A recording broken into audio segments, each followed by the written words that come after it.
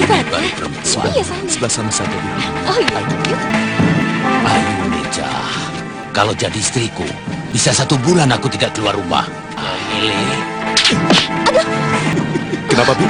Ada yang melempar bokong bibi. Di awal kisah ini, kita diperlihatkan dengan Sudawirat dan Lokahita yang di saat itu sedang melakukan petualangannya menjadi sepasang pendekar karena mereka terpisah cukup lama dengan gurunya semenjak Durgandini dihajar Aji Pancasona Dewi Sintawati. Dan kini mereka berdua tengah melewati pasar Kutaraja Simbarmayura. Ketika hendak melihat-lihat produk dagangan di pasar itu tiba-tiba saja ada komplotan Bromo Corah menggoda Lokahita dengan melemparkan batu kerikil ke arah pantatnya. Dan di saat itulah Sudawirat langsung marah besar dan tidak terima. Mendapati bokong kekasihnya digoda oleh para Bromo Corah tersebut.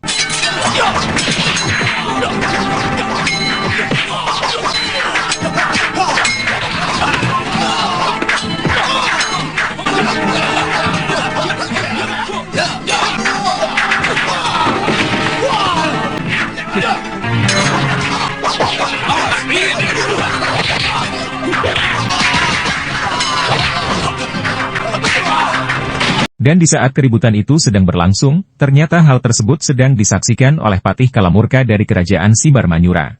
Kemudian Sudawirat dan Lokahita pun dikepung para prajurit kerajaan tersebut, karena melihat kesaktian dan ketinggian ilmu 2 pendekar muda di hadapannya, Patih Kalamurka pun kagum pada mereka. Dengan sangat kebetulan sekali, Prabu Pancatnyana Sang Raja Simbarmanyura sedang membutuhkan orang-orang sakti untuk menyerang Malwapati. Di saat itulah Patih Kalamurka memberi penghormatan pada Sudawirat dan Lokahita sebagai tamu negara. Lalu mengajak mereka berdua untuk bertemu dengan Sang Raja Simbarmanyura. Sabar anak muda. Aku Patih Kalamurka.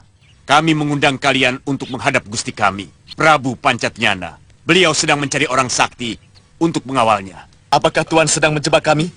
Tuan akan sangat kecewa kalau benar itu kenyataan Tuan. Sama sekali tidak. Ayo, ikut kami. Ya.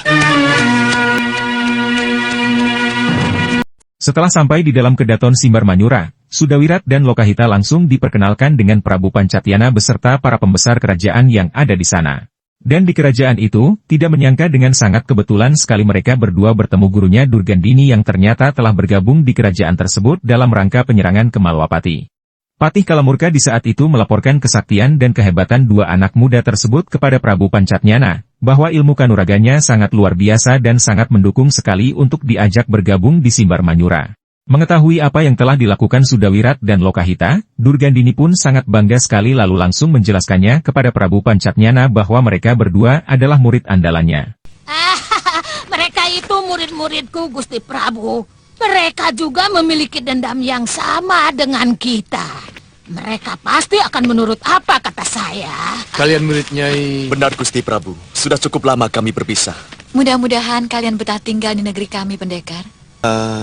Kami belum mengerti maksud Gusti Prabu. Aku dengan gurumu Nyai Durgandini telah mengikat tali persahabatan. Karena kami sama-sama menyimpan dendam kepada Angling Dharma. Mendengar perkataan Raja Pancatnyana, Sudawirat pun dengan senang hati langsung menerimanya untuk bergabung sebab ia menganggap bahwa siapa saja yang memusuhi Raja Malwapati adalah sahabatnya.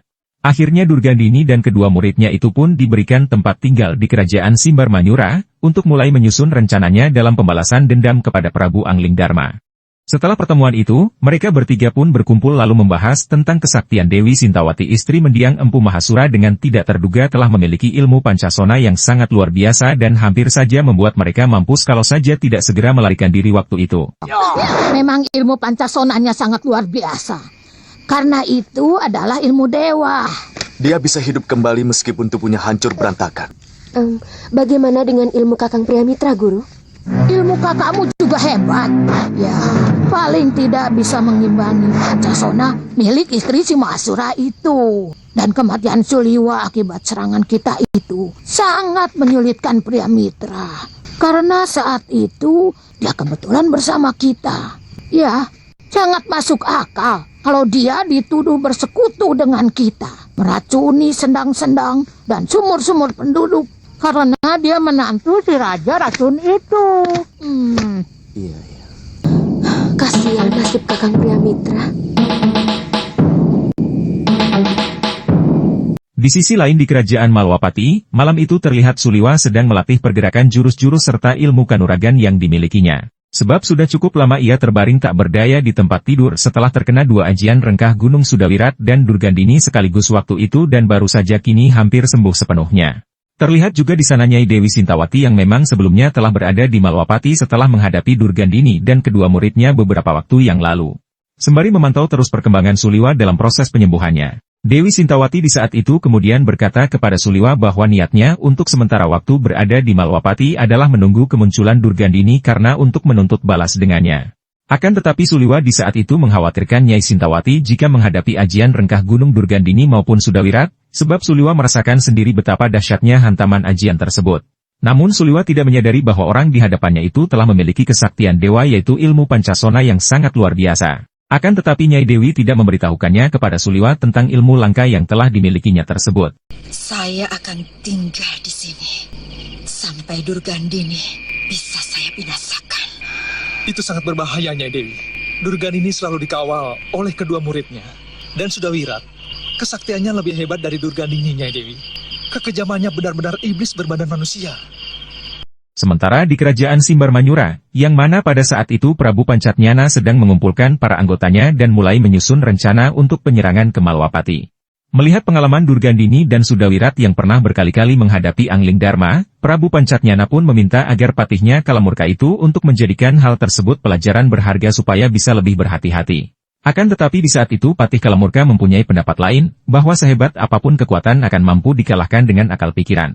Maka dari itu, ia pun memiliki asumsi sendiri untuk menyerang Malwapati secara halus dan ia akan menyusup ke sana sendirian dengan strateginya yang telah ia rencanakan dengan matang. Namun lain halnya yang diinginkan Durgandini dan Sudawirat, karena mereka lebih memilih bertarung secara terbuka dengan diiringi banyak prajurit. Dengan demikian Durgandini dan Sudawirat pun akan memanfaatkan aji andalan rengkah gunungnya, dan langsung menghantamkannya ke Raja Malwapati itu ketika kelompok prajurit melakukan penyerangan secara bersamaan. Kalau mau menyusup boleh-boleh saja. Tapi kalau untuk bertanding dengan Angling Dharma dan Batik Madrim, berpikir 2 kali. Maaf, saya bukan bermaksud mengecilkan kesaktian Ki Patih. Tapi kami saja yang memiliki ajian Dasendria dan Rengkah Gunung dibuat babak belur. Nyai, kita memiliki cara yang berbeda. Jangan samakan cara-cara keprajuritan dengan cara-cara pendekar yang tanpa perhitungan. Jaga mulutmu. Nyai yang harus cepat. Sabar, Nyai. Sabar. Dalam menentukan sebuah keputusan tidak boleh ada pertengkaran. Kita akan menuruti apa kemauan Ki Patih. Tapi, saya juga akan melakukan apa yang sudah kita sepakati. Kalau mungkin. Ya, begitu. Dengan perang terbuka, aku dan Sudawirat bisa mencuri kesempatan untuk menghantamkan aji rengkah gunungku kepada si Angling Dharma. Seperti yang terjadi waktu di Kalinggapura dulu. Dan di keesokan harinya, seluruh pasukan Simbar Manyura telah siap berperang dan berkumpul di perbatasan hutan memasuki Malwapati. Patih Kalamurka yang memimpin langsung semua prajurit dan para pendekar pun memberikan perintah kepada senopatinya untuk menunggu serangan dari Malwapati di tempat tersebut sedangkan dirinya sendiri akan berusaha membunuh Angling Dharma dengan caranya sendiri.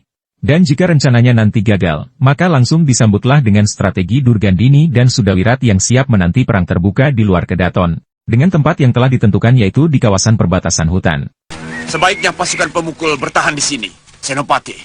Kalau usaha saya gagal, saya akan langsung memancing mereka untuk menyerang kemari. Dan pada saat itu, pasukan harus menyerang balik prajurit Malwapati yang mengejar saya. Mengerti kalian? Mengerti! Apa kamu tidak memerlukan pasukan pengiring? Soalnya yang kita hadapi bukan pasukan sembarangan. Tidak perlu, Senopati. Yang paling penting pasukan kita siaga penuh untuk bertempur.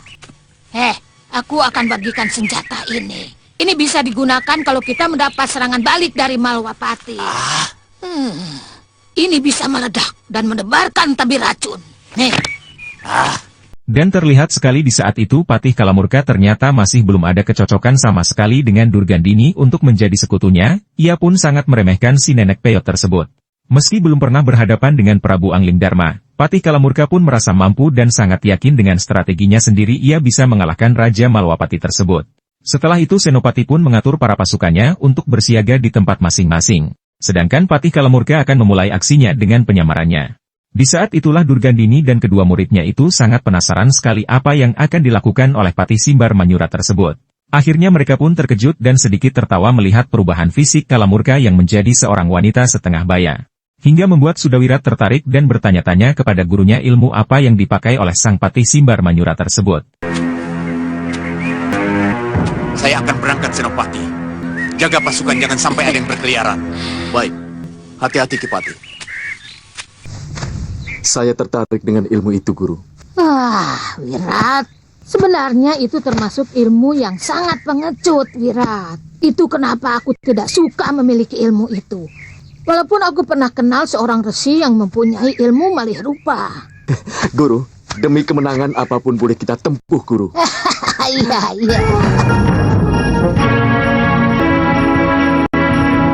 Sementara di dalam kedaton Malwapati, terlihat Patih Batik Madrim yang baru datang dengan mendampingi Dewi Kusuma Gandawati calon istrinya mulai memasuki balairung kerajaan.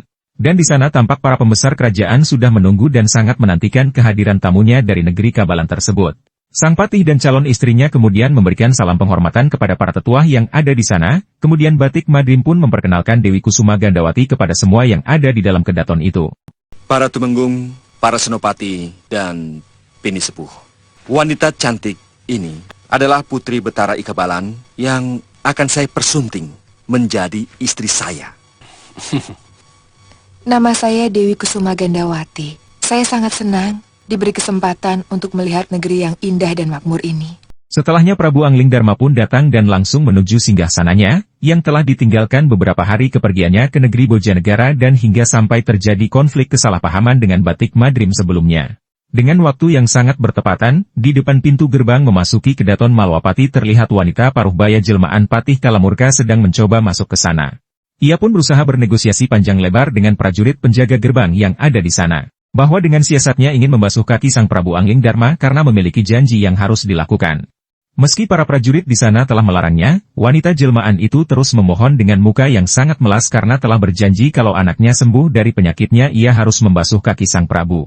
Akhirnya prajurit itu pun merasa kasihan melihat wanita setengah baya itu, lalu mencoba melaporkan berita tersebut kepada Prabu Angling Dharma. Atas, hamba sudah mengatakan bahwa hari ini bukan hari penghadapan, tapi wanita itu tetap memohon. Dia takut kualat kalau tidak melaksanakan kaulnya, Gusti. izinkan dia masuk. Baik, Gusti. Kasihan sekali. Mungkin sudah lama dia menunggu kedatanganku. Oh iya, ada kejadian yang penting selama aku pergi, Katiwanda. Tidak ada, Gusti. Setiap hari kami melakukan jelajah desa, Gusti Prabu. Desa-desa yang sendang dan sumurnya diracun? Semua sudah pulih, dan seluruh pengungsi sudah kembali, Gusti. Dan tidak lama kemudian, wanita setengah baya jelmaan Kalamurka itu pun tiba di dalam kedaton Malwapati dengan membawa air basuhan yang sudah dipersiapkannya.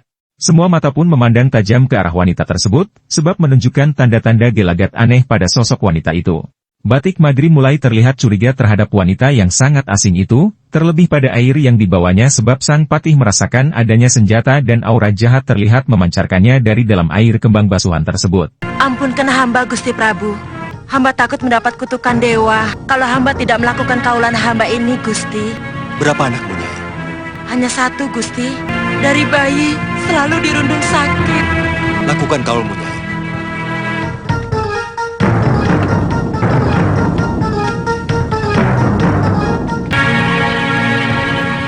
Awas dia, Prabu!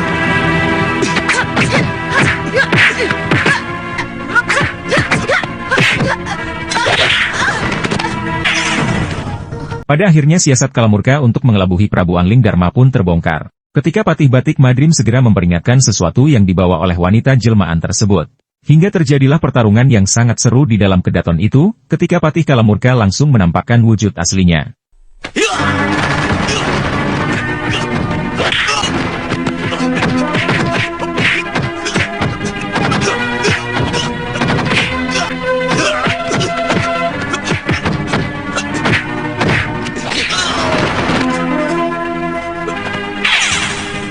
Akan tetapi di tengah pertarungannya itu, lagi-lagi Kalamurka menggunakan ilmu liciknya malih rupa dan langsung mengambil langkah untuk menyandra Dewi Kusuma Gandawati dan dijadikannya sebagai tawanan dan juga pancingan supaya bisa menuju keluar kedaton Malwapati.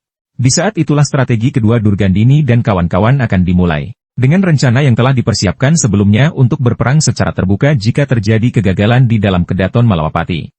Angling Dharma, kalau ingin perempuan ini selamat, kamu harus mengikuti semua tuntutan Gusti Prabu Pancatyana.